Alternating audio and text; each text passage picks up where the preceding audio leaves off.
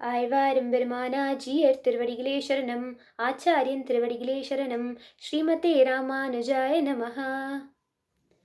இறைவா நீ தாராய் பறை என்று ஆண்டாள் பிரார்த்திக்க கண்ணன் பறை முரச கொண்டு வந்து வைத்தான். வெச்சதும் ஆண்டாள் கேட்கிறாள், இதெதற்கு கொண்டு வந்தாய் கண்ணா? கண்ணன் பதிலளிக்கிறான், நீங்கள் தானே முதல் பாசுரத்திலிருந்து நாராயணனே நமக்கே பறை தருவான், பாடி பறை கொண்டு பறை பறை என்று நீங்கள் கேட்டுவிட்டு நான் பறையை கொண்டு வரும்போது எதற்காக கொண்டு வந்தேன் என்று கேட்டால் நான் என்ன செய்வேன்? அதற்கு ஆண்டாள் சிரித்துக்கொண்டே பதிலளிக்கிறாள், நாங்கள் கேட்ட பறை இது கிடையாது கண்ணா. கண்ணன் கேட்கிறான், தாங்கள் கேட்டு வந்த பறை எது? ஆண்டாள் பதிலளிக்கிறாள், சிற்றம் சிறுகாலே வந்துன்னை சேவித்து உன் பொற்ற அமரையடியே போற்றும் பொருள் கேளாய். பெற்றம்மை துன்னம் குலத்தில் பிறந்து நீ குற்றேவல் எங்களை கொல்லாமல் போகாது.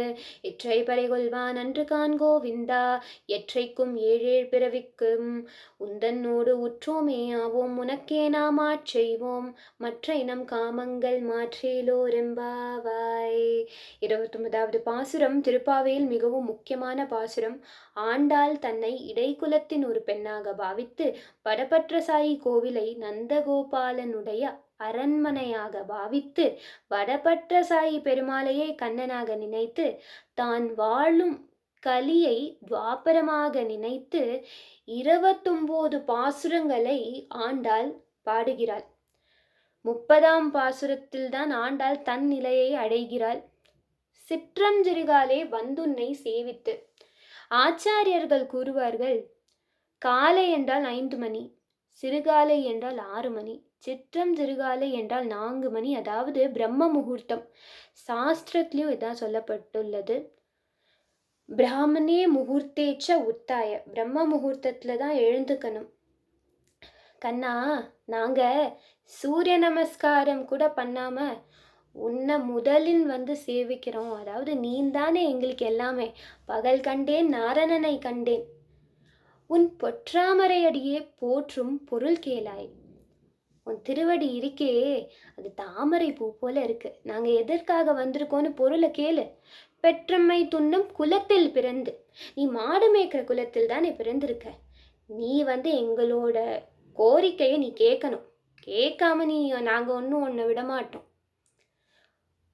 நீ குற்றேவல் எங்களை கொல்லாமல் போகாது.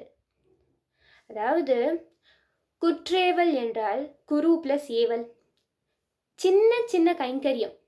உன்னுடைய திருப்பாதுகையை துடைப்பது, உன்னுடைய வஸ்திரங்களை மடித்து வைப்பது, உனக்கு பூ தொடுத்து மாலையிடுவது, இந்த மாதிரி சின்ன சின்ன தொண்டுகளை அந்தரங்க தொண்டுகளாக செய்ய வேண்டும் கண்ணா. இதுதான் எங்களோட பறை. நாங்க இந்த பறையை தான் வேண்டுறோம். அத நீ தான் நிறைவேற்றி தரணும். இற்றை பறை கொள்வான் அன்று கான் கோவிந்தா. கோவிந்தானா என்ன?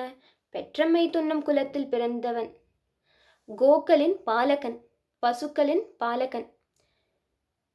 இங்க கோவிந்தன் நாமத்தை எடுத்தா கோவிந்தனின் முதல் அக்ஷரம் கோ, கடைசி அக்ஷரம் டா, ரெண்டையும் சேர்த்தா ஆண்டாள் இங்க உரிமையோட கட்டளை இடுறா. எற்றைக்கும் ஏழேழ் பிறவிக்கும் உந்தன்னோடு உற்றோமேயாவோம், உனக்கே நாமாச்செய்வோம். அதாவது நம்ம பெருமாள் வந்து அவதாரம் பண்றார். பெருமாளுக்கு நிறைய அவதாரங்கள் இருக்கு.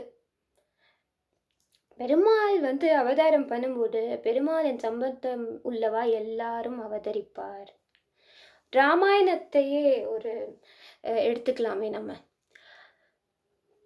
பெருமாள் வந்து ராமரை அவதரிக்கிறார், பிராட்டி சீதையை அவதரிக்கிறார், ஆதிசேஷன் வந்து லக்ஷ்மணனை அவதரிக்கிறார், பெருமாளின் சக்கரம் வந்து பரதனை அவதரிக்கிறது, பெருமாளின் சங்கம் சத்ருகுணனை அவதரிக்கிறது. இதை மாதிரி எங்களுக்கும் ஒரு பிறவி கொடு கண்ணா, உன்னோட இருக்கணும், எங்களுக்கு உன்னுடைய கைங்கரியம் நாங்க பண்ணணும் கண்ணா.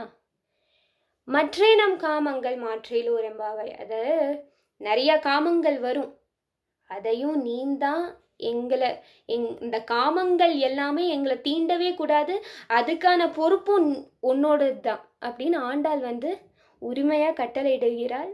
இதோடு இந்த பாசுரம் முடிவடைகிறது.